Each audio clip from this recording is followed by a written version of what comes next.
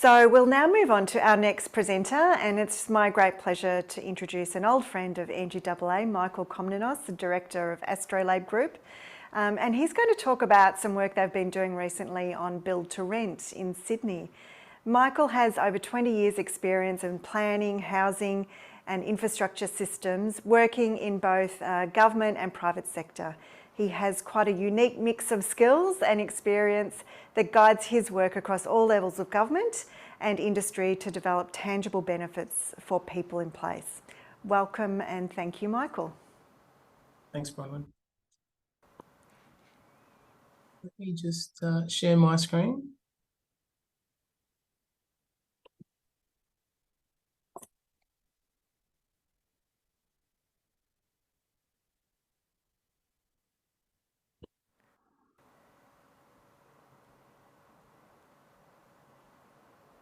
I think I'm sharing. We've just got, yes, we just need you to make that full screen or presenter.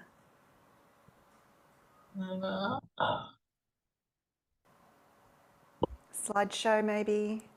Yeah, looking for it. Yeah. There it is. There it is. All right. Great. Well done. Thank you. Passed the first test. All right.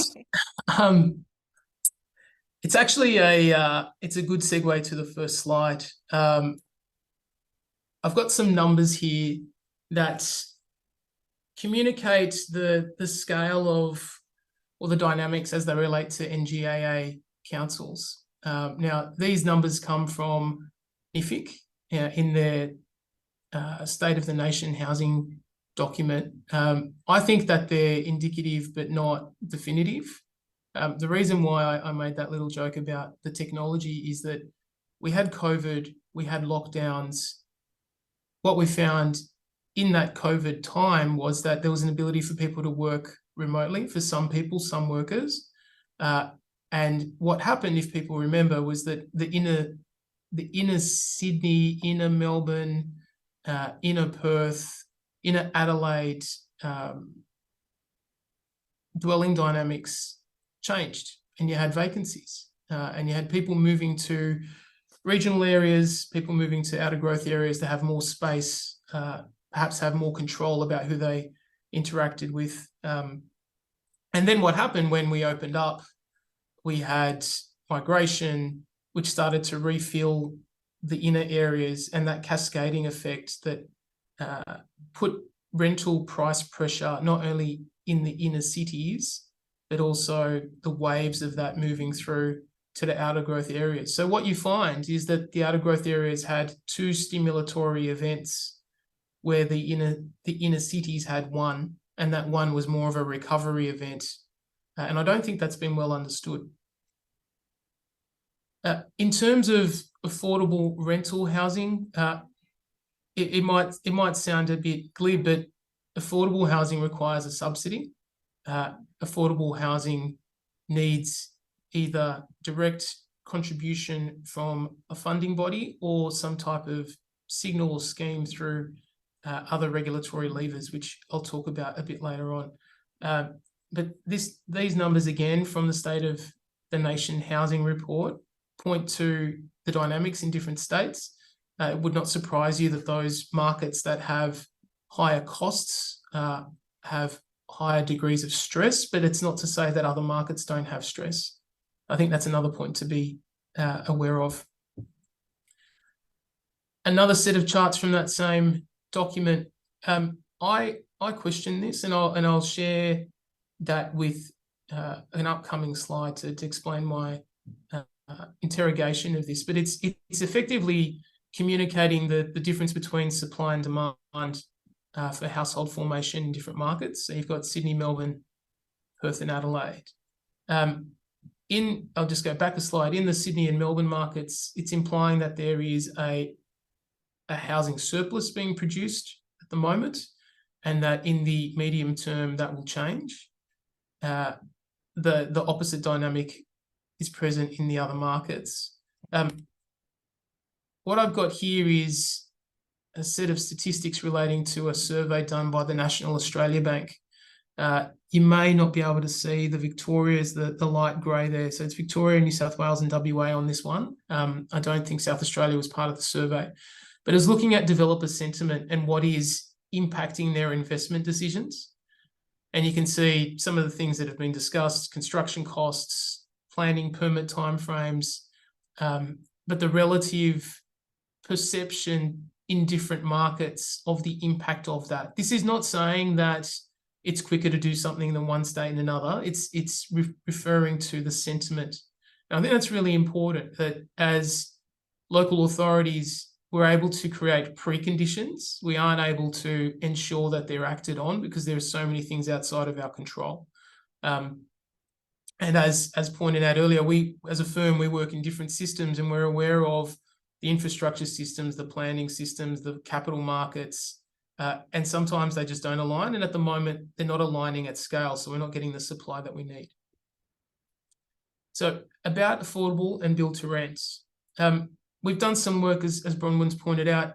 We've masked the location, but the findings are something that are scalable. In this, we did a feasibility analysis to see what the return would be for an investor in two typologies, a greenfield typology and infill typology.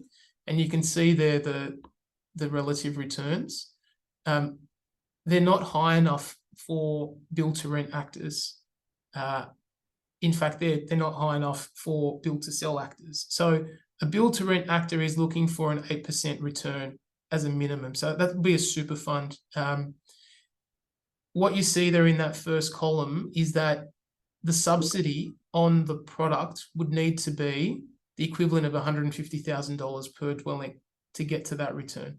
Now, that might be an annual subsidy. It might be an upfront subsidy through discounted land acquisition, perhaps some subsidy of the fees and charges that are associated with development, be they infrastructure or assessment fees. But it gives you an understanding of the scale of the gap. This has been amplified by the interest rate environment that we're in. If interest rates were what they were a couple of years ago, the market return would be lower that they're looking for. That hurdle rate would be lower. It's not we did this in greenfield areas, we did this in infill areas. You can see there, and to the point that was made earlier by Caroline, sometimes infill does have capacity that you can lean into, and sometimes your development creates a trigger for an investment or investment upgrade. In our scenario, there was capacity, and that was the main difference between the different hurdle rates there, or different yields, I should say. Build to rent, people would have heard of the term, but perhaps not familiar with how it's been applied in the market. The overseas example of build to rent is an above market rental product. It is an opportunity to rent with more secure tenure, with bells and whistles in an apartment block that could attract a higher rent from a tenant. Some of those things could be yoga studios or co-working spaces, gyms, but it's not affordable. It's not designed to be below market. It's designed to be above market. So there's still a question around how we can have affordable build to rent. Here's an example of an attempt to try and generate that affordable build to rent marketplace, and that's in New South Wales. And the government is currently considering the introduction of a planning bonus where you can have additional height controls or an expansion on the height controls, additional floor space in a development if you commit for a period of 15 years to 15% of the total of the new building being dedicated to affordable housing. So this is currently under development. And as I mentioned earlier, affordable housing requires a subsidy. In the scheme that's been proposed, they're trying to create a planning bonus that can be used to subsidise the affordable housing. Now, that shouldn't operate in isolation. It should consider some of the other federal schemes so that we get leverage.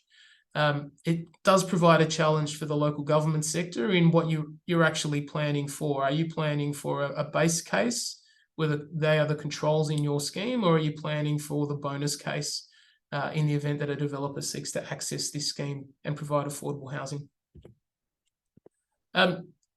Last slide, just in terms of what are the predeterminants or prerequisites for success. In our view, obviously the role of planning and the planning system, removing complexity. I know sometimes we seek to design interventions that give us optionality, but it creates complexity. And that complexity can sometimes lead to time delays, and time delays lead to cost delays, or cost overruns, I should say.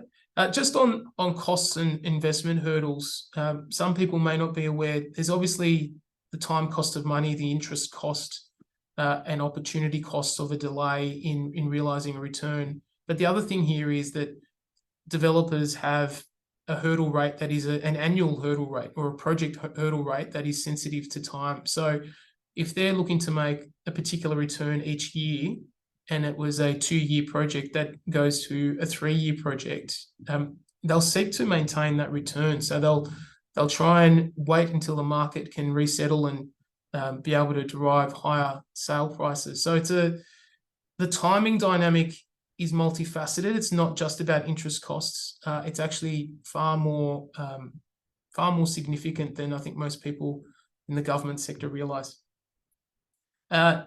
Community housing, implicit in the affordable housing space is that it's managed by a registered community housing provider that provides a quality tenant experience. They should be included in the conversation. It shouldn't just be about building and planning. It should also be about the way that the facility is managed. And then the feasibility factors that I've spoken to in this session. So with that, I'll hand back to Bronwyn.